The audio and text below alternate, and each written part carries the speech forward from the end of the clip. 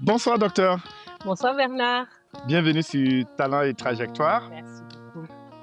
Est-ce que tu peux te présenter pour nos éditeurs? Bien sûr, avec plaisir. Mais avant tout propos, est-ce que tu peux me permettre, comment dirais-je, de demander la permission au bon Dieu OK. et à nos ancêtres de me donner aujourd'hui la pensée juste, les paroles justes et l'acte juste. Je suis très émue de pouvoir partager avec toi sur mon parcours. Merci beaucoup pour l'invitation. Alors, je m'appelle Docteur Bambara, épouse Batieno, Daniela Inès Dadabo. Je suis médecin, je suis cardiologue et j'exerce dans la banlieue de Pikine, qui est à Dakar au Sénégal. OK. Merci pour cette brève introduction. On va revenir beaucoup plus en détail sur ton parcours. Mais j'aimerais commencer par égrener un peu le monde de ton enfance. Est-ce que tu peux nous parler un peu de ce monde? Où est-ce que tu as grandi? Comment c'était? Le cocon familial? Comment c'était tout cet environnement? Alors là, tu me replonges dans beaucoup d'émotions, hein. Tu me replonges dans beaucoup d'émotions. Parce que cette année, je vais célébrer les 10 ans du décès de mon papa dans quelques Ah, jours. OK, Et paix à son parler de âme. mon enfance, ça me replonge dans beaucoup d'émotions. Alors, j'ai grandi dans une, magnifique famille, hein, magnifique petite famille. Je suis l'aînée de 2 enfants. OK. Nous sommes 2 filles. Je suis née au Burkina Faso. J'ai grandi également là-bas, dans un Dans quelle ville au quartier Burkina? à À Ouagadougou, Ouagadougou, OK. plus précisément à la Patte d'Oie. Ah, OK. Donc voilà, vraiment, famille normale, voilà, modeste, classe moyenne, on va dire. Mmh. Des parents, très ouverts d'esprit. J'ai fait mon primaire à l'école de l'amitié et puis ensuite c'était le collège, Wan Manegda à Gonga Ah, et après pour terminer le collège de La Salle, OK. voilà et donc Donc on partage, un héritage en commun. exactement, voilà, on en parlait. Donc voilà Ouais. un peu, mon enfance et je voudrais ajouter que j'ai eu, avec le recul, Mmh. je me rends compte que, mes parents ont énormément influencé sur ce que nous sommes devenus, ma sœur et moi. C'est-à-dire? Parce que, ils ne nous ont pas uniquement mis dans un parcours académique. OK. Voilà, donc très tôt, nous avons eu beaucoup d'activités extrascolaires et je me rends compte que ça a beaucoup joué, dans ce que, nous sommes devenus ma sœur et moi.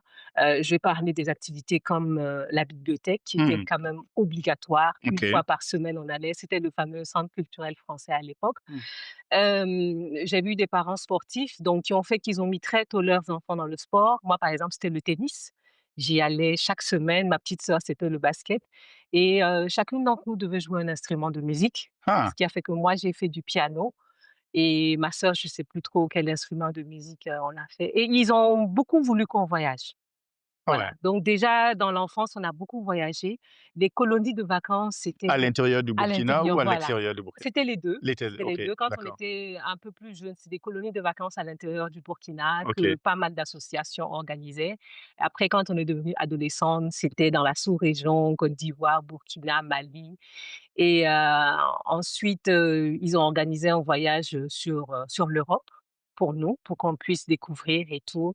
Donc vraiment une très belle enfance, une Ouais. très belle Mais enfance. très souvent, au Burkina, ce qu'on rencontre souvent dans certaines familles qui n'ont que des filles, je ne veux pas être caricatural, mais la priorité souvent, c'est axer l'éducation pour que ces dernières puissent avoir des foyers, quitte à sacrifier l'école. Hem, est-ce que comment cela s'est joué à ton niveau? Alors franchement, c'était pas du tout l'état d'esprit de mes parents. Alors OK. là, pas du tout. Papa, médecin militaire, hein, colonel de l'armée burkinabé, médecin formé à Bordeaux, maman, cadre supérieur de banque et donc je pense qu'ils ont compris très tôt que l'éducation de la femme, c'était très important et qu'il fallait vraiment pousser, leurs filles à exceller, à donner le meilleur d'eux-mêmes OK. et c'est pour ça qu'ils nous ont accompagnés, autant bien sur le plan académique que le plan, extrascolaire et donc c'était pas, et ça n'a même jamais été une source de discussion, hein: «Trouvez-vous un mari et tout, un foyer», non. J'ai jamais entendu mon papa ou ma maman, parler même de ça. D'accord, donc il y avait pas cette pression de voilà. Non, OK, tant le mieux. foyer, se marier, les enfants, non. Mais au collège, la salle, c'est quel bac tu as fait? Est-ce que c'est le bac C, le bac D? C'est Le quoi? bac D, Le bac D, OK. oui, le bac D'accord D. et tu l'as eu en quelle année? Je l'ai eu en 2000, En 2000 pile, et qu'est-ce qui a justifié le choix? J'ai compris qu'après le bac, tu es venu au Sénégal pour les études. exactement. Pourquoi le Sénégal et pas Ouaga alors qu'on a une Ouaga, grande faculté de médecine à très bien. Alors, je sais pas, je saurais pas te dire pourquoi. À la base, mais c'était mais même mais pas Dakar. mais Oui. avant ça, Mmh. j'aimerais savoir pourquoi même la médecine? Ah oui. Comment ça s'est passé? Est-ce que c'était un accident de parcours? Est-ce que c'était une imposition? Ou bien c'était une passion? D'où ça vient, l'idée de vouloir faire des études en médecine? Alors, si on va se référer à ce que je t'ai dit, mon papa médecin militaire, on peut penser que c'est peut-être l'influence du papa. OK. Mais, moi je l'ai toujours dit, la vie médicale ou la profession médicale de mon papa n'a jamais influencé parce que je l'ai jamais vu vraiment exercer en tant que médecin. Ah, C'était beaucoup plus sa carrière militaire qui me passionnait. Voilà, c'est beaucoup OK, plus, je le voyais arriver avec son béret, capitaine, ensuite il est passé, commandant, colonel. C'était beaucoup plus ça qui me fascinait. d'accord. Alors pourquoi la médecine? J'ai toujours voulu faire ça. On m'a jamais demandé: «Pourquoi tu veux le faire?» Les parents ne m'ont jamais dit, mais je savais que je voulais faire de la médecine. Pourquoi? Je me rends compte, c'est parce que j'avais toujours envie d'aider. Ça, je me suis Mmh, toujours rendu OK. compte de ça et à la base, c'était la pédiatrie. Mmh, C'était ce qui était dans ma tête.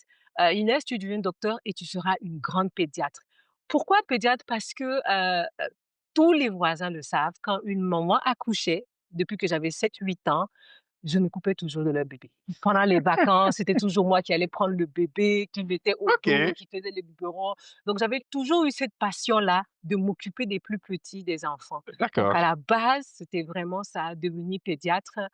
Mais vraiment avec le temps, quand je suis arrivée dans la pratique et que j'ai fait des stages dans le service de pédiatrie, j'ai tout de suite compris que la pédiatrie, c'était pas mon truc parce que c'était très difficile. Mais Mmh. tu as d'abord commencé par la médecine La générale? médecine générale, OK. effectivement, oui, Parce que le parcours classique que moi je vois souvent au Burkina, c'est que les gens commencent avec la médecine générale au Burkina, à Ouaga, et après maintenant ils viennent au Sénégal ou ils vont à Abidjan ou dans d'autres pays pour les spécialisations. exactement. Quel a été ton cas?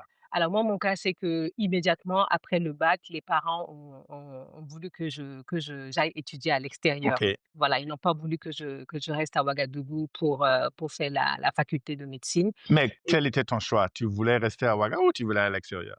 je voulais aller à l'extérieur. D'accord, OK. Voilà, je voulais aller à l'extérieur et il y avait 3 choix qui s'offraient à moi. Mmh mh. Il y avait la France, il y avait le Maroc et puis ensuite il y avait le Sénégal et comme j'avais eu le bac avec une très bonne mention, j'avais la bourse et donc finalement, c'était pour le Sénégal qu'on m'a acceptée et donc OK, je suis venue ici en tant que boursière, d'accord. à Dakar. Et les études ont duré combien de temps au Sénégal? Alors les études Globalement? classiques de médecine, pour devenir docteur en médecine, c'est 8 ans, 8 ans. donc de 2000 à 2008. Donc je suis devenue docteur en médecine et j'ai eu la chance de déposer mon dossier pour pouvoir faire la spécialisation, ce qui a fait que j'ai enchaîné. Ah, parce que ce qu'on entend également, c'est qu'après la médecine générale, Mmh. très souvent, on demande aux gens de travailler un peu avant Exactement, d'aller pour la spécialisation. exactement. Ce n'est pas le cas au Sénégal ici? C'est non, ce n'est pas le cas au Sénégal, ce n'est pas le cas pour moi parce que je pense que ce sont des choix personnels. D'accord, OK. Voilà, ce n'est pas une imposition forcément d'aller après la médecine générale, travailler avant de venir se spécialiser. Non, non, non, on peut, si on a la possibilité, on peut le faire et bon, c'est vrai que c'est pas évident. C'est pas évident parce que financièrement parlant, ça peut être lourd pour les parents C'est vrai. parce que quand tu as un enfant qui fait, des études docteur en médecine, qui fait 8 ans, qui est à l'étranger et après ça, il faut encore supporter peut-être des finances pour la spécialité, c'est pas Et la évident. spécialité dure combien de temps? 4 années, 4 ans. 4 années. Donc il a fallu faire 4 ans après, la médecine générale pour devenir cardiologue. OK, tu vas me trouver un peu agaçant, mais j'aimerais quand même te poser cette question parce que très souvent, ce que j'ai moi, j'ai grandi à Ouaga avec beaucoup d'amis qui ont fait les facultés de médecine et cetera et on était très jeunes, on se taquinait un peu et ce que j'entendais je leur entendais dire au sujet des jeunes filles qui sont dans leur filière, c'est que d'une manière générale, on trouve que pour une femme, c'est déconseillé qu'elle aille en médecine parce que la formation, elle est très longue et si elle fait pas attention, elle va passer le cap de trouver un mari et cetera. Est-ce que toi, tu avais cette pression? Parce que tu viens de dire que la formation a duré 8 ans, ensuite il y a eu 4 ans de spécialisation. Comment tu as géré ça? Effectivement. Il y a pas eu de pression, mais forcément, ce sont des questions qui passent dans nos têtes, nous, en tant que femmes. OK. Voilà, forcément. C'est même pas parce que, nos collègues, hommes pensent que oui et tout, mais forcément, nous-mêmes, en tant que femmes, quand on s'engage dans des études aussi longues, Mmh. la question va finir par se poser. Est-ce que j'attends de finir ces longues études avant de me marier, de faire des Ouais. enfants, ou est-ce que je le fais en même temps? Il y a pas eu de pression, mais quand même dans le parcours, bon, on regarde quand même à gauche, à droite. Est-ce qu'il y a pas quelqu'un qui est intéressé, hein, qui voudrait continuer le cheminement avec une dame qui fait des longues études? Oui, forcément, ça passe par la tête. Pour toute femme, oui, qui aspire à avoir un foyer et des enfants, il y a la question qui se pose et donc quand on fait les études, heu, on ne reste pas uniquement braqué là-dessus. Ouais, Voilà, c'est parce ça. qu'il faut bien construire, un foyer. Et d'ailleurs, dans ton cas, je pense que c'est ici que tu as rencontré ton époux. Effectivement. Donc j'avais les yeux ouverts, je regardais à gauche, à droite. Je pense que lui aussi, il avait placé ses radars et D'accord. voilà, le bon Dieu a fait qu'on a pu se rencontrer. Et quand tu as fini, la spécialisation ici, est-ce qu'il y avait ce dilemme ou ce choix de: «Je rentre au pays ou je reste ici»? Comment ça s'est passé? À la base, il y avait aucun dilemme. OK, Je savais juste que je finissais et je rentrais. Franchement, c'était clair, c'était calé avec les parents et tout. Je savais exactement ce que je devais faire. OK. Donc franchement, à la base, il y avait pas de dilemme.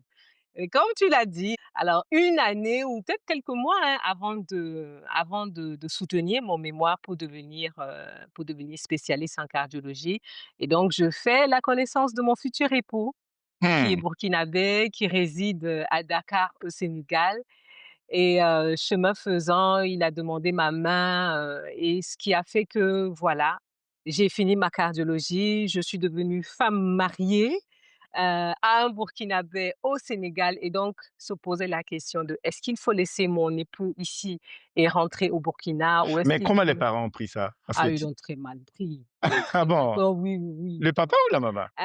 Plus le papa, voilà. OK. La maman, vraiment, il y avait pas de souci, c'était plus le papa parce que, on en avait longuement échangé. Pour lui, c'était que sa fille rentre, voilà, que je travaille à la fonction publique et tout et après que je me lance dans le cursus pour devenir peut-être professeure Mmh. en médecine et tout et donc avec lui, c'était assez houleux comme échange. Et notre ami C'était est venu pas bouleverser les voilà, il est plans. venu un peu tout bouleverser, hein, vous avez vu? Pour le meilleur. Alors, tout ça, c'est pour dire que, en tant que femme, c'est vrai que nous faisons des études, nous pensons à la carrière et tout, mais vraiment, il faut que l'on reconnaisse que, souvent le dernier mot, il revient à l'époux. Ouais, ouais, Voilà ouais, et que, si le choix de l'époux, c'est de, voilà, de rester ici, surtout quand vous êtes un jeune couple. ouais. Vous êtes un jeune couple, vous voulez vous marier, vous n'avez pas encore d'enfants. Gérer à distance, c'est pas évident. On va en revenir sur ça, mais j'aimerais savoir, pour boucler un peu sur ton parcours, est-ce qu'il y a eu des moments de doute? Est-ce qu'il y a eu des moments où tu avais envie d'abandonner? Est-ce qu'il y a eu des échecs? Est-ce qu'il y a eu des moments où tu te demandais: «Est-ce que ça en vaut la peine?»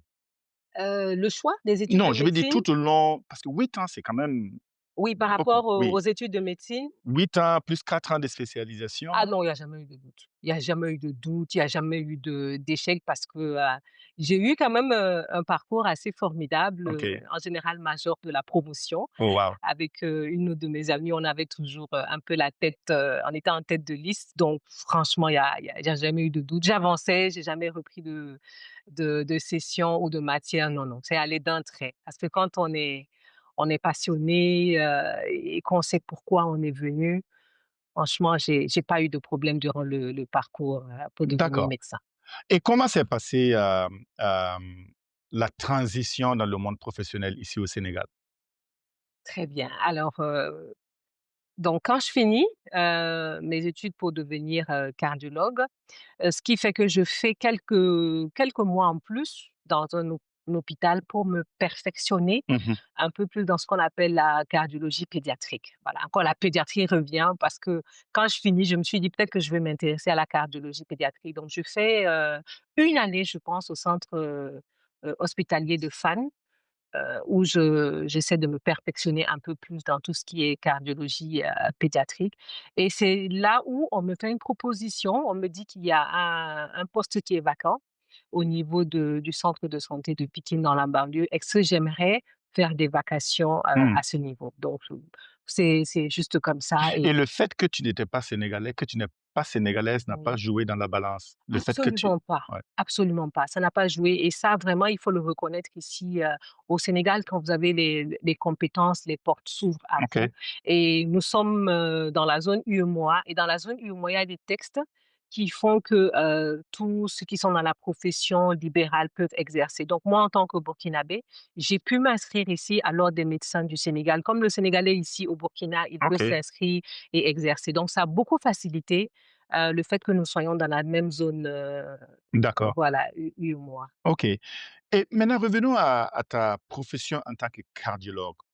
Est-ce que tu peux nous décortiquer ça? À quel moment tu interviens auprès des patients? Est-ce que, par exemple, quelqu'un peut t'appeler demain pour dire: «Ah, docteur, j'ai mal à la poitrine ou j'ai mal au cœur», et venir directement vers toi? Ou bien il doit d'abord passer par un généraliste qui va peut-être faire un certain nombre de choses D'accord. avant de le recommander vers toi? OK, je vois un peu. Alors ça ne dépend pas de moi, c'est pas moi mon système de fonctionnement. OK, Dans les normes, tout patient devrait passer par un généraliste. Donc OK. quand vous regardez le système de santé, en Europe, en France, aux États-Unis et tout, avant d'avoir accès aux spécialistes, il faut passer par le généraliste. OK. Voilà, c'est comme ça et puis après le généraliste va vous dire: «Tu as peut-être besoin d'un gastro ou d'un cardiologue et tout». Mais malheureusement ici ou heureusement, je ne sais pas, le système de santé fait qu'à tout moment, tu peux avoir accès à un cardiologue. Voilà, tu Mmh. peux venir sans forcément passer par le spécialiste et puis dire: «Je veux voir le cardiologue» et donc tu vas prendre, un rendez-vous. Maintenant si c'est urgent, urgent, urgent, on te voit automatiquement sur place. Parce que je vois qu'au Burkina, il y a pas je ne connais pas bien les statistiques, mais est-ce qu'on a assez de cardiologues, pour la population au Burkina? Alors j'ai participé à un panel il y a quelques mois, où j'avais même été invitée pour parler un peu des cardiologues de la diaspora burkinabé. Non, il y a pas assez de spécialistes, hein. Il y Ouais. a pas assez de spécialistes au Burkina. Je pense que la demande est encore très, très forte et le Mmh. maximum est encore concentré dans la ville de Ouagadougou. Donc la demande est encore là. D'accord. Mais maintenant, j'ai regardé un peu les données sur, les maladies cardiovasculaires au Burkina. Tu vas me corriger si mes chiffres sont erronés. Je crois que l'OMS avait fait une étude et ils se sont rendus compte qu'au Burkina, il y a pratiquement 1,5 million de personnes qui sont considérées comme une population à risque en matière de maladies cardiovasculaires. Et ce que j'ai trouvé assez révélateur dans l'étude, c'est que, quand tu regardes les statistiques, ils disent qu'à peu près il y a la population qui est à risque, c'est autour de 17%, mais avec une forte prévalence en milieu urbain. Par exemple, ils disent que la zone de Ouagadougou, c'est autour de 24% et en milieu rural, c'est autour de 13-14%. Alors, la question que je me suis posée, c'est: est-ce à dire que les villes sont devenues des tueuses silencieuses? Ou bien est-ce que ça veut dire qu'on vit mieux en milieu rural? Est-ce que ça veut dire qu'il faut qu'on paque nos affaires et qu'on reparte au village? Qu'est-ce qui se passe? Je pense que tu as tu as répondu quelque part à la question, hein. Forcément vivre en ville, c'est quand même un facteur de risque. Et De je se signale que les développer mêmes statistiques disent que pour la ville de Dakar, c'est 40%. c'est pareil, c'est même pire, hein. Ouais. Ouais, c'est même pire. Qu'est-ce qui explique ça? Alors il y a ce qu'on appelle la transition démographique. Nous avons totalement changé nos façons de vivre. Mmh. Nous avons totalement changé nos habitudes alimentaires. Nous sommes, plus stressés, nous avons moins de temps, nous dormons moins bien.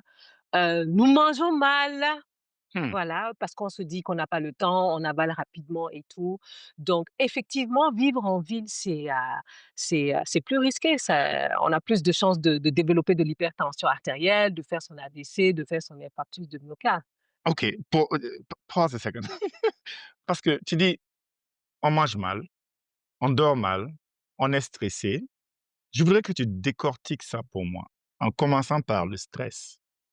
Parce que, encore, je te parle de mon expérience, à chaque fois que je rentre à Ouaga, avec mes amis et qu'on est assis et puis on je parle du boulot et cetera, je dis: «Ah moi je suis un peu stressé» et cetera. Ils me disent que c'est des questions de blanc, que le stress, c'est des histoires de blanc. Quitte là-bas avec tes histoires de blanc, comment tu peux dire que tu es stressé? Est-ce que quelqu'un peut vivre à Ouaga et puis dire qu'il est stressé? Ou bien est-ce qu'on peut habiter en zone non lotie et puis dire qu'on est stressé? Alors, parle-moi de ça. C'est qu'est-ce qui fait qu'on a cette perception que le noir ou l'Africain en général n'est pas stressé? N'est pas stressé. Alors je pense que toi, au moins tu avoues que tu es stressé. OK. Voilà, tu es devant tes amis et tout, tu l'avoues. Tu reconnais qu'il y Ouais, a quelque chose qui augmente ton battement cardiaque, qui fait que voilà, j'ai une pression et je dois ouais. tu le reconnais. Ces personnes qui nient ce stress, ils le vivent et ils ne le disent pas. Ils ont Mmh. l'impression qu'ils ne sont pas stressés, mais ils le sont. Ne serait-ce que Est-ce que c'est oui, ils reconnaissent qu'ils sont stressés, mais ils le cachent ou ils l'ignorent complètement? je pense qu'ils le cachent. Ils OK, le cachent et ils vont pas te le dire. OK. Ouvertement, ils vont pas te le dire. Parce que, si je prends rien que, heu le fait peut-être parce que tu vois comment Ouagadougou devient une ville, très très animée, beaucoup d'embouteillages et Ouais. tout. Le fait de devoir se lever un peu plus tôt pour arriver rapidement au service, pour que ton chef de service mais ça, c'est un stress. Mmh. C'est un stress, même si tu le reconnais pas. Tu avoues que oui, il y a de l'adrénaline, il faut que j'arrive. Alors si j'ai un rapport que je dois faire et tout, et je ne le fais pas et tout, mais il y a un stress qui est là, forcément, OK? OK. Alors, il y a le stress aussi, il y a forcément la pression familiale. Mmh. Voilà, il y a le stress financier qui est là. Oui. On ne peut pas faire fi de ça. Donc quand Et même mais re en quoi ça oui, joue sur la notre cardio? ah oui. Alors récemment, je le partageais sur, l'une de mes pages sur les réseaux sociaux. Les gens l'ignorent, mais le stress, c'est aussi dangereux que fumer. Pour Mmh. nous, nous mettons le stress au même niveau de risque que le tabagisme. Alors, autant tu sais que le tabagisme, c'est dangereux, ça va te boucher les artères, tu peux faire ton infarctus du myocarde et tout. Donc, si tu as un niveau de stress élevé, sache que c'est comme si tu étais en train de fumer. Mmh. Et donc c'est dangereux. OK. Et donc il faut apprendre quand même à accepter que je suis dans des situations stressantes et puis le gérer au mieux. C'est plus facile à dire qu'à faire, mais il faut le faire parce que quand on stresse, on produit toutes les mauvaises hormones et puis tout s'enchaîne, ça s'emballe, c'est pas évident. OK. Et rien que pour rester encore dans ce milieu de stress, je te raconte une anecdote. Une personne très proche de moi qui, devait rejoindre son époux, voilà, donc il devait abandonner encore en tant que femme, Ouais. voilà, fonctionnaire international pour un besoin de regroupement familial, a dû laisser son poste et aller rejoindre son époux avec la famille et en même pas une année, elle a commencé à développer de ces pathologies inimaginables, des Mmh. pathologies de la peau, des plaques qui sortaient sur la peau et tout, personne ne comprenait. On a fait des analyses et tout, on ne comprenait pas. À un moment, moi je lui pose la question, même d'autres personnes lui ont posé la question: «Est-ce que tu es sûre que tu es pas?» «Non, je suis pas stressée, je suis bien». Je suis: «Non, tu ne le sais peut-être pas, mais tu es stressée parce que tu as changé de style de vie. Mmh mh. Tu étais une femme totalement indépendante qui voyageait, qui avait et beh, du coup, tu te retrouves dans un autre pays, tu ne connais pas de personne, bon, tu n'as plus d'activité, tu ne t'habilles plus, tu ne conduis plus, tu n'as plus de rapport à faire et tout. Mais tu vas pas me dire que ça ne change pas quelque chose et donc la personne, elle a fini par reconnaître que oui, c'est un stress qu'elle pensait que c'était pas un stress parce que bon, l'époux donne et tout, Mmh. mais il y a cette satisfaction personnelle Personnel que qu'elle d'accomplir ne quelque retrouvait chose. plus. Donc quand elle a pris conscience de ça, bon ben, les lésions, les taches, tout a commencé à disparaître parce qu'elle a accepté Mmh. que OK. oui, j'étais dans un stress que je ne pensais pas que c'était un stress et puis, voilà, tout est rentré dans le ventre. Tu dis qu'on mange mal. Je veux pas je veux pas remettre en doute, les propos du docteur que tu es, mais moi, je descends du travail, je sers à droite, je prends mon braquinage, je commande mon poulet, je mange et puis, voilà. À quoi je mange mal? Très bien. Alors, j'étais en train de parler de cette fameuse transition Ouais, démographique où nos habitudes alimentaires ont changé. Alors, repartons peut-être il y a, je sais pas, 50 ans en arrière. ouais. Peut-être pas nos parents, parce que nos parents aussi, à partir de la génération de nos parents, ça commençait déjà à mal se passer. Mmh. Même nos grands-parents aussi, hein. Je commence dès qu'on a eu contact avec le colon, la colonisation, beaucoup de choses ont changé. Alors, OK, si on reprend le mode de vie que nos ancêtres ou nos arrière-grands-parents avaient. Alors, c'était une alimentation, vraiment naturelle, d'accord? À base de beaucoup de feuilles, OK. voilà. Il y avait les pâtes, le tôle et à base de farine et tout, naturel, pas trop d'huile, pas trop de sel, pas de bouillon. Le sucre quasi n'existait plus. Je n'ai pas les statistiques exactes, mais quand tu regardes la consommation, annuelle maintenant en taux de sucre, ça n'a rien à voir avec ce qu'on consommait, avant. Mmh. Donc il y a eu ces transitions. Alors on a été, on s'est frôlé à la population occidentale, comment ils mangent et tout, beaucoup de pain, beaucoup de boissons, les boissons, sucrées, gazeuses, beaucoup d'alimentation, transformée. Donc forcément, ça change. Alors tu me dis que tu descends du boulot, tu gares, tu braques, tu prends ta braquina et ensuite tu prends ton poulet. Alors, c'est de la bière, c'est à base de petits milles. Forcément, ça va développer un peu d'obésité abdominale. Alors, ce poulet que tu manges, le poulet en lui-même, je pense qu'il n'y a pas de souci parce qu'il est braisé, il est Mmh. bon, mais généralement, il y a de l'accompagnement. Voilà. Il y a des frites, il y a le la loco, et tout ça, c'est pas évident. Bon, ça, c'est ce que tu manges à l'extérieur de la maison. Maintenant, voyons ce qu'on mange de façon, générale à la maison, d'accord? Alors le petit déjeuner typique d'une classe moyenne, c'est quoi? On se lève, on prend du café, on prend du pain, on met du beurre, on met du chocolat et tout, puis après on met des œufs.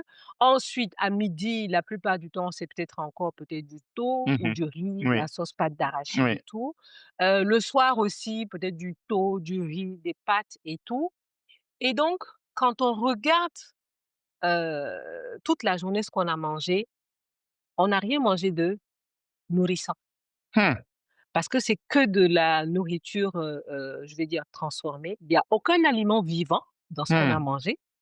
Très peu de personnes mangent de fruits, très peu de personnes mangent de crudités. Mais on va dire que c'est une histoire de blanc. Non, c'est pas une histoire de blanc. Mais Oui, surtout, mais je ce l'ai dit. qui fait que, notre alimentation pose problème, c'est quoi? C'est que nous mangeons en quantité, mais nous sommes sédentaire. Moi, je le dis, je l'ai entendu de mes professeurs, la chaise, elle tue. Alors si tu prends celui qui est au village, qui cultive, qui mange, son plat de riz ou bien qui mange son plat de thon, mais automatiquement après, qu'est-ce qu'il fait? Il va aller continuer De de cultiver, cultiver et il va tout, donc il va marcher, ouais, dépenser ouais, cette énergie. ouais, je vois, Ce qui OK. va faire que ça ne va pas se stocker. Alors Mmh. nous, nous sommes dans des bureaux. On est Nous assis. sommes assis, OK. Tu finis de manger ce plat de riz, de thon, tu ajoutes peut-être une boisson sucrée et tout. Tu as peut-être mangé pour 1000 calories ou 900 calories. Après, tu ne dépenses pas d'énergie. Mmh. Tu es Je vois. assis. Le soir, on mange encore plus lourd. On mange gras, beaucoup de friture, et tout et encore, on ne bouge pas. Mmh. Donc, c'est tout ça qui fait Donc c'est que pas autant tant l'alimentation que le manque de sport? Ou c'est les c'est une 2. C'est combinaison des voilà, 2. c'est une combinaison, OK, voilà, parce d'accord. que, il faut qu'on adapte notre alimentation à notre mode de vie. Donc OK, plus on est sédentaire, plus il faut moins OK, manger et OK. savoir comment, organiser son Mais assiette. le contre-argument que beaucoup te diront, c'est que tout ce que tu es en train de développer, ils diront qu'il faut être dans une certaine classe sociale Mmh. pour pouvoir, adapter son alimentation à tout ce que tu expliques. Mais quand on survit au jour le jour, quand on se cherche comme on le dit, est-ce qu'on a le temps de penser à tout ça? Exactement, exactement. Alors L'autre chose aussi qu'il faut quand même reconnaître, manger bien coûte cher. OK. Ça vraiment, il faut qu'on le reconnaisse, que ce soit au Burkina, au Sénégal, en Europe. À partir du moment où tu veux décider d'avoir une bonne alimentation, c'est paradoxal, mais ça coûte cher. Mais manger mal, c'est plus accessible, c'est moins cher. Mmh. Voilà, si je prends quelqu'un, un jeune homme qui est dans la banlieue, par exemple, de Pikine, qui a faim, il va aller rapidement faire quoi? Prendre du pain, il va mettre du chocolat dedans, lui, il va y mettre des beignets, il va manger, mais c'est un gros apport calorique, c'est beaucoup de glucides, c'est beaucoup de gras. Maintenant, à cette personne-là, tu lui dis peut-être le même montant, prends-toi une pomme, 200 francs, il va pas comprendre, il va se dire: «Non, cette pomme ne va pas remplir mon Mon ventre» ventre et et tout, des cetera, choses oui, comme ça. ouais. J'avoue quand même que manger bien coûte cher. Mais est-ce que c'est pas Ça, aussi il faut. culturel? Hem, Ça peut être culturel, comme je le dis, même par rapport à ce que nous mangeons, hein. Je prends un plat de tchéboudine Mmh. classique ou un plat de je sais pas moi, de foutou, sauce graine et tout. Alors si moi je vais par exemple dire à une femme de mon âge qui était en surpoids, qui est en train de développer de l'hypertension artérielle, ce que je vais lui dire, je vais pas lui demander d'arrêter de manger son foutou ou de OK, manger son tchéboudine.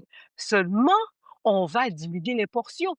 Si je prends par exemple un plat à base de sauce graine ou de OK. sauce pâte d'arachide, je vais lui dire: «Limite-toi à une Mmh. louche de sauce». Mais tu sais, OK? nous, on aime quand tu plonges la Justement, main et puis la je sais sauce que est c'est ce que vous aimez, mais par rapport à notre style de vie, c'est pas ce qui est adapté. ouais, D'accord? Donc ouais. même par rapport à ce que nous mangeons, dans mon assiette, je peux manger africain, mais juste réaménagé. Par exemple, si je prends une boule de thau moyenne, hein, une boule de thau, c'est du glucide ou bien du foutou, je recommanderais à une jeune dame qui a envie de perdre du poids de prendre peut-être juste Mmh. la moitié de cette boule, OK.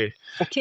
Donc on s'adapte, avec, l'alimentation africaine qui est quand même très riche, très grasse, en diminuant les portions, tout en sachant qu'on est sédentaire, on peut quand même, réussir à mais il faut bouger aussi.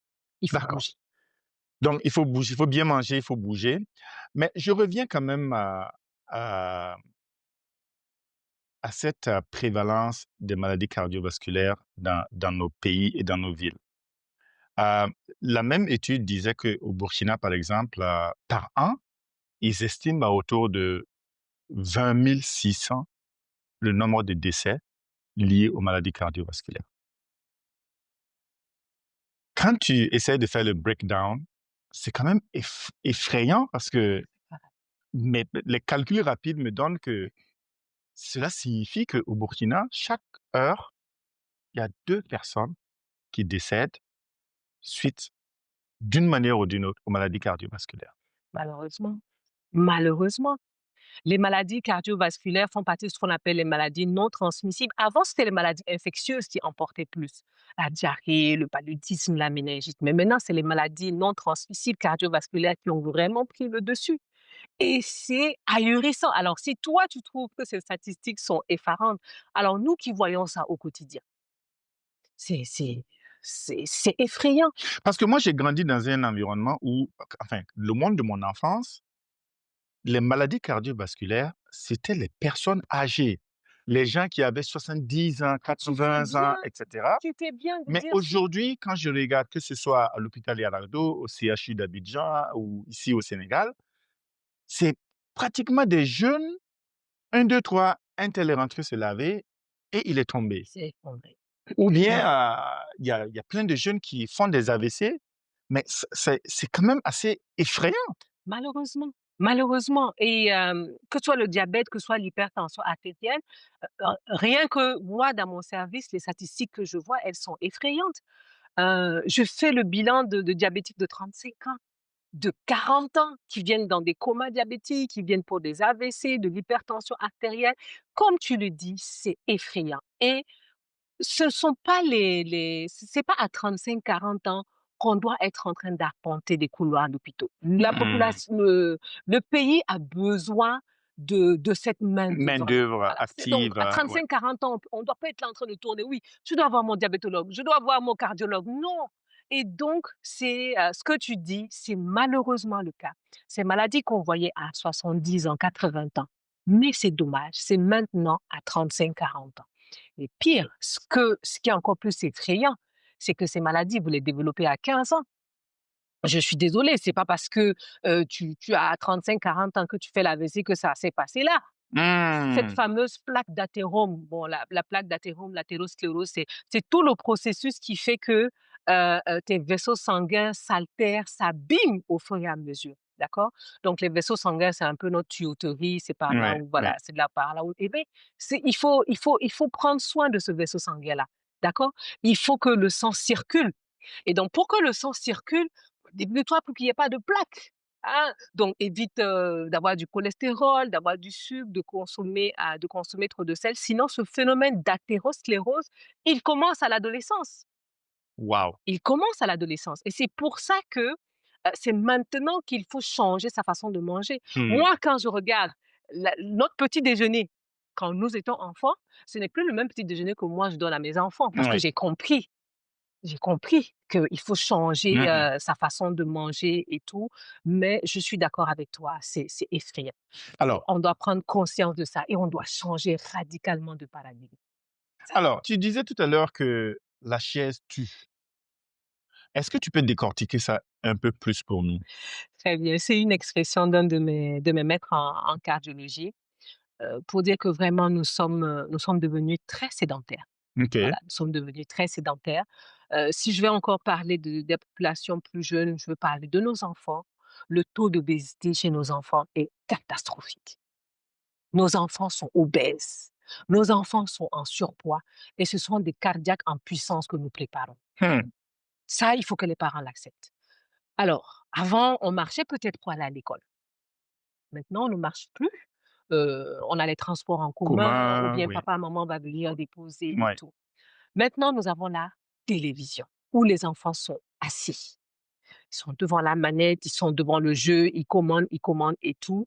Et ça aussi, souvent, les parents n'arrivent pas à gérer parce qu'ils n'ont pas le temps, ils sont au boulot et tout. Donc, ils se disent, bon, OK, je mets la télé. Nous avons les téléphones, nous avons les tablettes qui deviennent très addictives, ce qui fait que les enfants ne bougent pas. C'est pour ça que je te disais que vraiment, je rends grâce à Dieu. Je remercie mes parents d'avoir déjà très tôt, peut-être même sans comprendre, nous dire non, il faut bouger. J'ai toujours fait du sport. J'ai vu mon papa faire le tennis, j'ai fait du tennis, j'ai vu ma maman faire du cyclisme. Je roulais avec elle, on allait jusqu'à Koubri. Les samedis, dimanches, on faisait du vélo, on revenait. Mmh. Et donc, j'ai compris très tôt qu'il fallait bouger.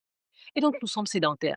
Nos enfants sont sédentaires. Prenons nous-mêmes qui allons au travail. Donc, on bouge. On recommande en moyenne c'est même pas de faire du sport, de faire de l'activité physique, de bouger, d'arriver minimum à faire 7 000 pas. Si tu peux faire 10 000, tant mieux. OK. De faire 7 000 pas par jour. Par jour. Oui. OK. Le jour où moi j'ai pris conscience de ça, même en étant cardiologue, plein de médecins, même moi je ne le faisais pas. Mais il y a peut-être 6, 7 ans, je me suis dit non, il faut que je change ma façon de faire.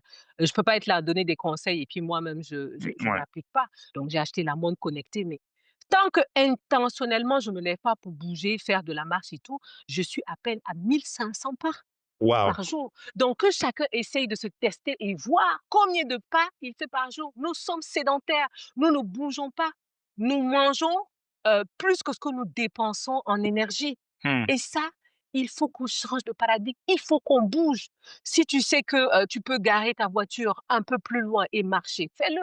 Prendre les escaliers, fais-le. Mais tu sais très bien, par exemple, je te raconte une anecdote. Oui.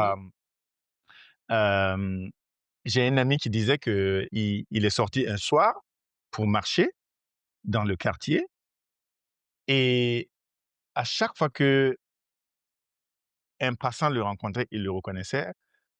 La question qu'on lui posait, c'est: «Ah, qu'est-ce qui se passe? Ton véhicule est gâté?» Et c'était répétitif au point où lui-même il était gê Oh my comment God. comment est-ce qu'on se il y a quand même des pesanteurs socioculturelles qui font que, chez nous, par exemple, quand on voit quelqu'un, docteur Inès qui a l'habitude de conduire son véhicule et on te voit soudainement en train de marcher, la première question qui vient à l'esprit, c'est: «Qu'est-ce qui se passe? Franchement. Est-ce que le véhicule est gâté? Qu'est-ce qui ne va pas?» Tu vois un peu? Et ça te frustre, hein? Mais qu'est-ce que tu en as fait, hein, de ce qu'ils pensent? Toi, tu sais très bien que quand tu sors pour marcher, tu as un objectif et tout et bon, j'avoue que c'est pas évident. Ou bien J'avoue ils vont dire que, bon, voilà, on t'a vu grandir ici, maintenant tu veux faire le malin, quoi. exactement, exactement, parce que, hein, tu veux faire du sport, tu veux Hein? montrer que tu prends soin de toi et tout, mais moi, je pense qu'il faut faire pire que ça. C'est ce que tu as à faire qu'il faut faire, hein. Mais je connais, Mmh. mais c'est quand même assez sérieux parce que moi, j'ai des amis à Ouaga qui c'est tellement pesant sur eux qu'ils changent de quartier.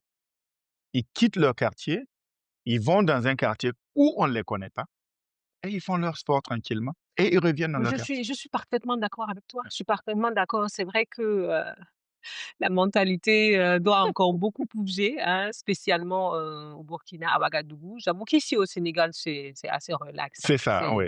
Les gens font le sport et tout, donc je les comprends parfaitement.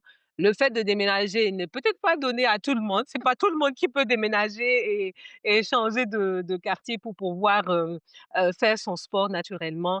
Mais bon, bref, moi il faut quand même assez fort dans la tête pour se dire: «Bon, ce que ces gens-là pensent de moi, c'est pas bien grave. Si tu peux déménager, déménage ou mieux, si tu peux, fais ton sport à domicile». Parce que moi, je suis de celles qui disent que la salle de sport ne doit plus être un prétexte pour dire que j'ai Mmh. pas le temps d'aller en Ouais, salle de ouais, sport. Entre quitter mon boulot et aller en salle de sport, c'est compliqué. La salle de sport, et ma maison, c'est loin et tout. Maintenant, nous avons notre téléphone, c'est nous vrai, avons YouTube. c'est vrai. Moi, par exemple, tout ce que je fais depuis pratiquement 3 ans, c'est dans mon salon. Tout est disponible sur Tout internet est donc disponible. Tu veux faire de la un peu de musculation, volonté tu et veux juste marcher, tu mets marcher dans ma maison et tu vas le voir et tu vas transpirer. ouais. Tu veux faire de la musculation, achète tes haltères, tu déposes, tu as plein de coachs et tout, ou bien tu prends ton coach à domicile. Vraiment, il y a plus d'excuses. Mais je comprends. Je comprends que nous devons, Mais re changer de paradigme, hein. C'est pas évident le pays. c'est vrai. Mais revenons un peu à ce que tu vois au quotidien. Tout à l'heure, tu me disais que tu vois tellement de choses que si tu dois te mets à parler de ça, moi, je vais être encore beaucoup plus choqué. Mais justement, comment est-ce que tu arrives à garder le sourire malgré tout ça? Avec tout ce que tu vois au quotidien, avec tout ce que tu vois tout à l'heure, avant même qu'on commence cette émission, tu étais sur ton téléphone Sur en une train de, urgence à gérer, gérer une urgence. Comment tu effectivement. arrives à garder le sourire malgré tout ça? OK. Je pense que la première des choses, c'est que, quand tu as choisi un métier, par passion et que tu aimes aider et tout, heu, c'est pas pesant. Voilà, Ouais, c'est pas pesant. Tu le fais, tu vas tous les matins, tu travailles avec beaucoup de plaisir parce que tu sais que tu vas aider, tu vas sauver des vies, tu vas, tu vas aider une maman, une femme qui est stressée parce que je veux pas te peut-être plus de 50 de ma consultation féminine, c'est le stress, hein. Le stress mmh, familial, le stress affectif, c'est pas évident. Et c'est vrai que travailler dans un hôpital, dans un environnement comme le nôtre, c'est un environnement où nous côtoyons la souffrance au quotidien, où nous côtoyons la mort au quotidien, nous côtoyons la maladie, c'est pas forcément très plaisant. J'ai l'habitude de dire à mes collègues gynécologues: «Au moins chez vous, vous accouchez, vous entendez les bébés crier, oh ça fait du bien à votre niveau». Mais du côté de la cardiologie ou de la neurologie, d'autres de spécialités, ça peut être, effectivement très ouais, pesant d'apporter du réconfort et de voir que tu vois certains patients, tu vois que leur état cardiaque est tellement délabré que tu sais qu'au prochain rendez-vous que tu vas donner, tu ne le reverras pas. C'est très difficile. waouh! C'est très difficile. Alors ma force, comme je l'ai dit, c'est d'abord parce que c'est assez passionnant, j'aime ce que je fais et tout, mais aussi c'est que dès que je quitte l'hôpital, j'ai des échappatoires. Voilà. Je fais des activités qui vont me permettre de sortir un peu de tout ça, de souffler. Ce qui va faire que le lendemain ou en début de semaine, je reviens encore avec la même énergie, la même fraîcheur, parce que j'ai des activités extra-hospitalières qui me permettent de décompresser, de faire de nettoyer un peu tout ce qu'on voit et de revenir en force. C'est ça. Ça m'aide énormément, énormément. Question un peu plus intime. Oui. Tu es une femme, tu es une épouse, tu es une mère. Au niveau de ton foyer, vous gérez 2 carrières. Tu as d'autres activités. Tu as été, déléguée du conseil burkinabé à l'extérieur. Tu as un business. Est-ce que 24 heures, ça suffit à docteur Inès Bamba? Ça me suffit pas. Oh my God. Quand je vois des gens, des jeunes qui me disent: «Mais j'ai rien à faire, j'ai pas de boulot», j'ai dit: «Mais donnez-moi vos 24 heures, j'ai besoin de vos 24 heures». Non, elles me suffisent. Comment Elles me tu suffisent. gères tout ça? Et je crois que tous les 2, ton mari voyage beaucoup, tu dois t'occuper des enfants, tu dois t'occuper de tes patients, tu as ton business. Comment tu arrives à organiser ta journée? Très bien. L'un de mes premiers secrets, je me lève très tôt. OK. Ça, je l'ai compris, À quelle heure? 4 heures du matin. Waouh! Ouais. OK. Ça, c'est une rigueur que je me suis imposée après avoir lu un livre qui m'a énormément inspirée, Miracle Morning. Ensuite, il y a Miracle Morning pour les millionnaires. Ça m'a permis de de m'organiser. Alors, j'ai un emploi du temps quasi militaire. Je suis très organisée. OK. C'est ça ma force. Donc, quand je me lève, je sais exactement ce que j'ai à faire. Donc, je me lève très tôt, le temps de prier, de faire un peu d'étirement. Et moi, par exemple, mon activité sportive, je ne le fais que le matin parce que je sais Mmh. qu'après ma journée de travail, après les consultations, aucune énergie pour donner le meilleur de moi-même. C'est impossible. Donc, ce qui fait que je me lève très tôt et je me consacre beaucoup de temps à moi-même. Parce que toute la journée, je le consacre aux Aux autres. autres. Je le Ouais. consacre à mon époux, je le consacre aux enfants, je le consacre aux patients. Et donc, j'ai besoin de ces 2 heures de temps où je ne suis qu'avec moi-même, où je prends soin de moi, je prends soin d'élever mon niveau d'énergie, je fais le sport et tout, je planifie ma journée. Ce qui fait qu'à 6 heures, 7 heures du matin, j'ai déjà fait beaucoup de choses de ma journée. Mmh. Énormément de choses et puis ensuite, entre 9 heures et 16 heures, 17 heures, ça c'est pour, l'hôpital, c'est pour les patients. Ensuite quand je rentre à la maison, j'ai le temps de regarder les devoirs des enfants, de m'occuper un peu de mon business, de mes commandes et tout jusqu'à peut-être, 20 heures. Mais 21 heures, je fais tout pour être couchée à 21 heures parce que je sais que je me lève tôt le matin. Donc je suis, très organisée, par rapport à ça. Je ne regarde pas de télévision. Ah ouais. Voilà, je n'ai quasiment pas de distraction. Voilà, parce que, je sais que la télévision va me prendre beaucoup de temps, ce qui OK. fait que je ne regarde pas de télévision. Heu Même mes enfants, j'ai plus de télévision chez moi, hein, j'ai pas d'abonnement Canal et tout, non. Les enfants regardent la télévision à la demande, voilà, ils ont YouTube, ils savent ce qu'ils peuvent aller chercher et tout, mais on peut pas zapper comme ça à la Mmh. maison et tout. Donc ça me permet Mais de ça, c'est le de côté militaire de d'être papa qui revient là. je pense bien, hein, je pense bien, donc très peu de très, très peu de distractions OK. et aussi j'ai beaucoup investi pour avoir, des aides, voilà, parce que des aides ménagères. Mmh. Parce que ça aussi, heu, tant que je n'ai pas ces personnes, c'est souvent très difficile. Alors j'ai des enfants qui sont scolarisés, qui vont tous à l'école, mais par exemple, j'ai 2 aides ménagères. J'en ai 2. D'autres m'auraient dit: «Mais oui, mais tu en as pas besoin parce que, par exemple, toute la journée, les enfants ne sont pas là, qu'est-ce que les 2 font et tout?» J'ai dit: «Non, j'ai besoin des 2 parce qu'on ne sait jamais, une peut tomber malade et tout» et comme j'ai dit, ma maman, elle a toujours été aussi un exemple, elle est mon mentor et j'ai vu comment la maison était organisée parce que c'est une femme qui travaillait et donc le fait d'avoir, de l'aide, c'est très, très, très important. OK. Voilà et comme tu l'as dit, mon époux voyage énormément et ce qui a fait que je me suis pas très tôt lancée dans l'exercice de la médecine privée. Voilà, je suis pas allée dans la médecine privée parce que là-bas, je sais que c'est plus C'est demandeur plus et demandant, tout. ouais, ouais. Voilà et donc mon époux bouge beaucoup. Il faut quand même des gens à la maison pour regarder les enfants et tout et ce qui fait que même les devoirs, j'ai jamais pris de répétiteur à mes enfants. J'ai mon aîné qui est en troisième année d'université. J'ai toujours fait les devoirs, j'ai toujours, vérifié.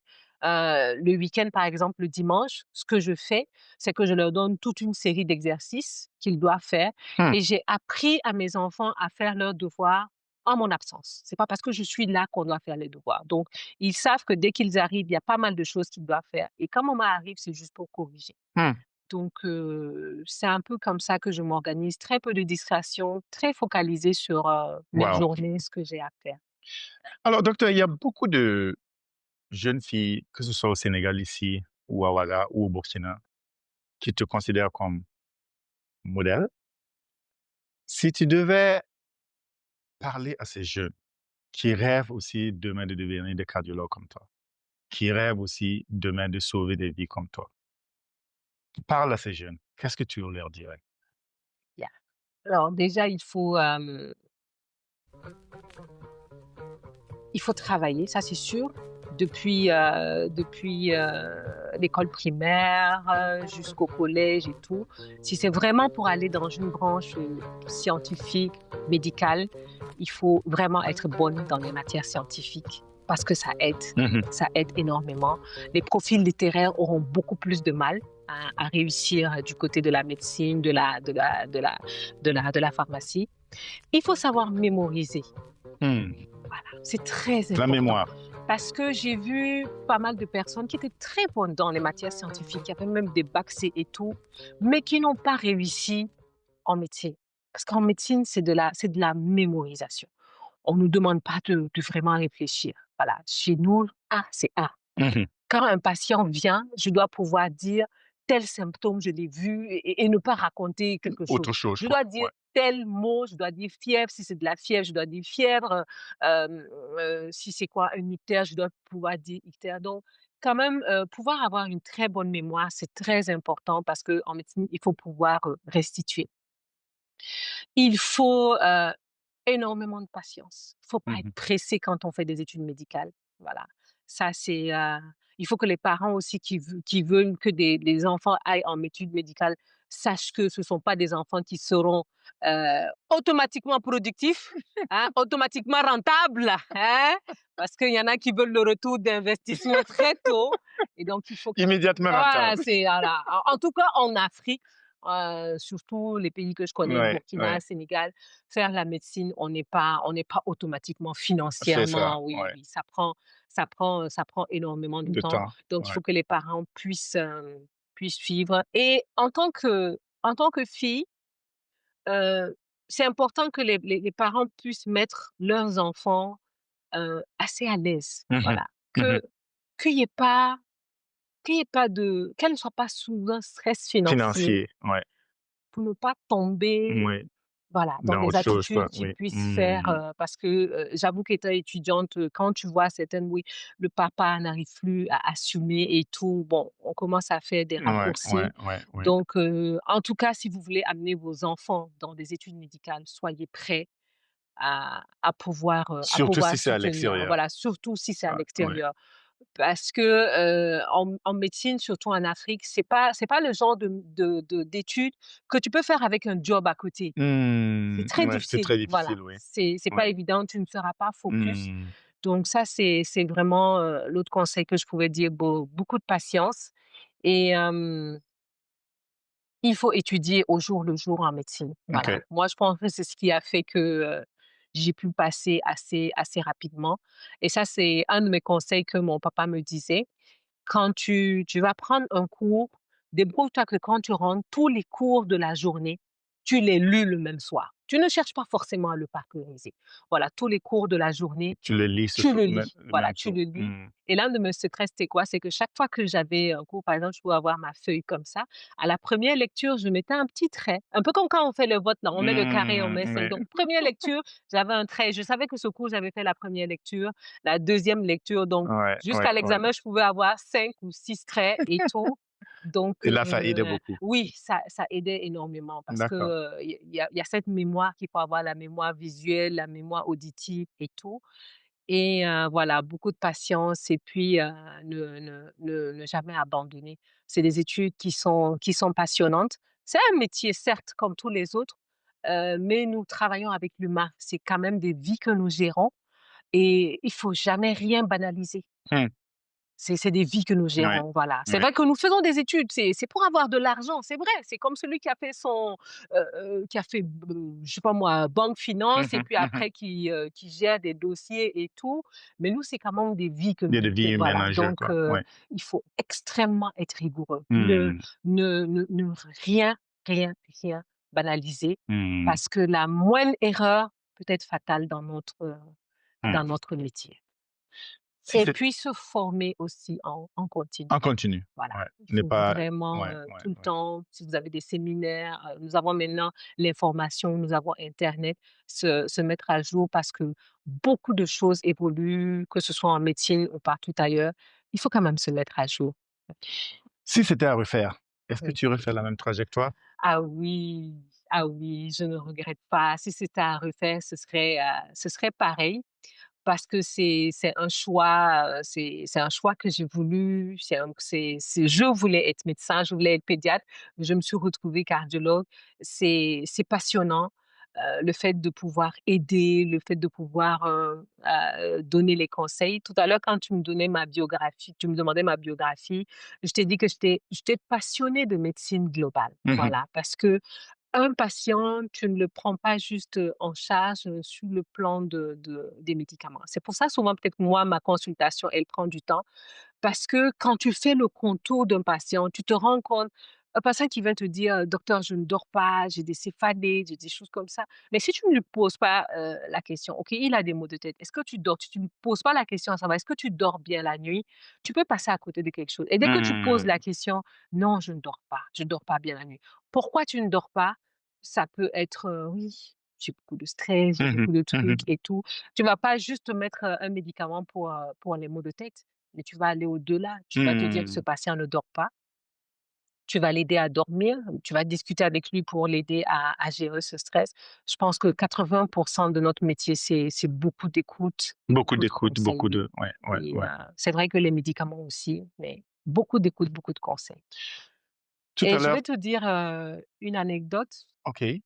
Mon papa, il m'a toujours donné ce conseil-là et je pense que ça m'a énormément aidée. Il m'a toujours dit qu'il faut à 90 que tu écoutes le patient. Ne sois pas rapide dans ta consultation. Ne sois pas rapide et rien qu'à l'écoute, on découvre des choses extra. Je me souviens que quelqu'un disait que s'il avait 1 minute pour sauver le monde, il passerait les 59 secondes à écouter. Ouais et c'est très bien dit. Ouais. Et c'est très bien dit. Je rencontre pas mal de cas comme ça où, par exemple, un patient vient parce qu'il a un effet secondaire d'une maladie et après tu tombes, par exemple, sur un cancer. Ça, c'est un cas qui m'avait énormément marqué.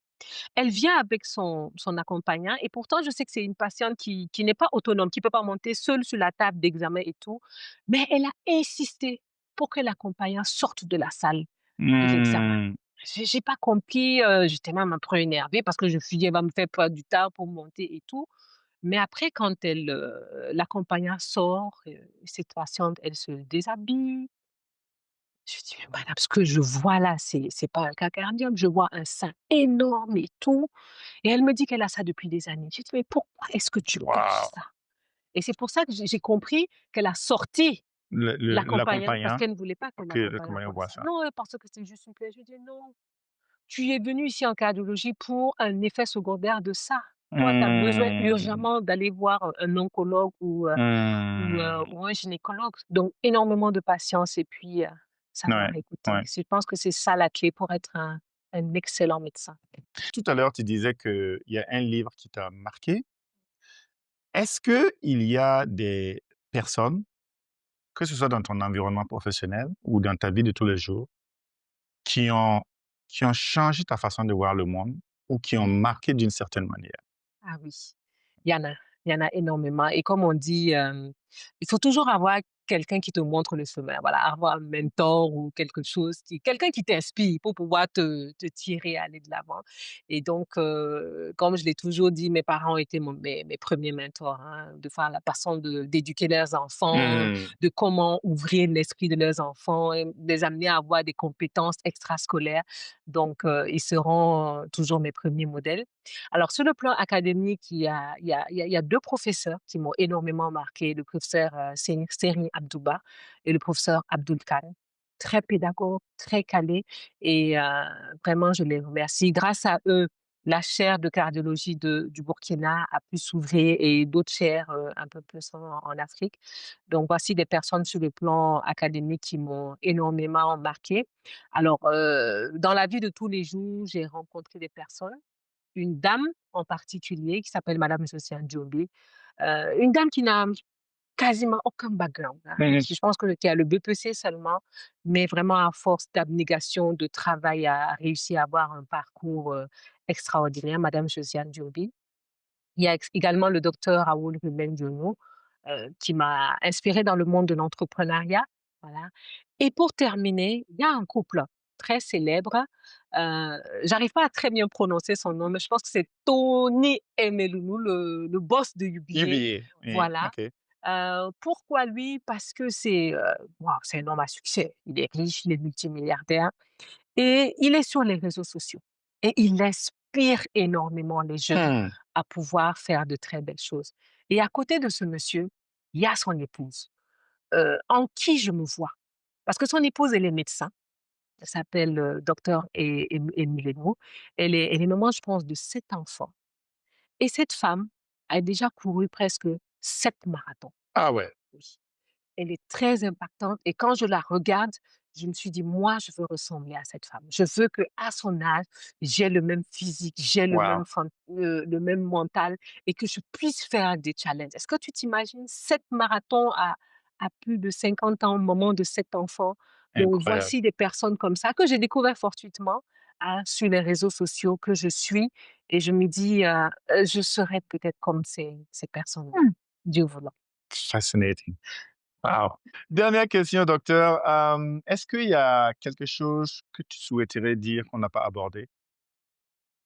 Je voudrais, te remercier déjà de m'avoir invitée à cette initiative, de valoriser les Burkinabés, que ce soit de la diaspora ou ceux qui sont au pays, parce que nous avons souvent cette fausse humilité, C'est voilà vrai, et pourtant on doit se mettre devant. On a énormément de choses, c'est vrai. à apporter et c'est même pour ça que j'ai quand même une certaine présence sur les réseaux sociaux. Je voulais pas rester en Oui, oui, arrière-plan oui, parce que quand je regarde sur la toile, on voit plus, d'autres pays qui mais je pense qu'on a énormément de choses à apporter, l'expertise burkinabé, on regorge de talent et donc ce podcast que tu es en train de faire, va vraiment remettre, tout le monde en confiance et puis nous permettre d'oser parler, nous mettre dedans parce on doit pas vivre seulement pour, nos propres objectifs, mais on doit pouvoir impacter, tout à inspirer fait, nos enfants, tout à fait. impacter la génération, Oui, que ces jeunes filles ou ces jeunes garçons se disent: «Mais tiens, mais cette femme, elle a un parcours, je dois faire comme elle, cet homme, il a un parcours, il est burkinabé, il est comme moi, je dois pouvoir faire comme lui» et donc vraiment merci pour cette initiative et je reviendrai avec plaisir parce que j'ai tellement de choses à partager. Je pense que, Inch'Allah. hein, tu accepteras de me recevoir à nouveau. Il faut que tu Ouais, reviennes parce qu'on a juste à peine gratté la surface. Et j'aimerais que tu reviennes dans ce podcast, surtout pour parler de tes initiatives de business et parler encore beaucoup plus de la nutrition. avec Parce que plaisir. ça, on en a vraiment Il y a besoin. il y a énormément de Ouais. de de choses à apprendre. Avec plaisir. Merci beaucoup, docteur Inès. Merci beaucoup et bonne continuation pour Merci ta Bernard, carrière. à Et très à très bientôt. bientôt. Merci.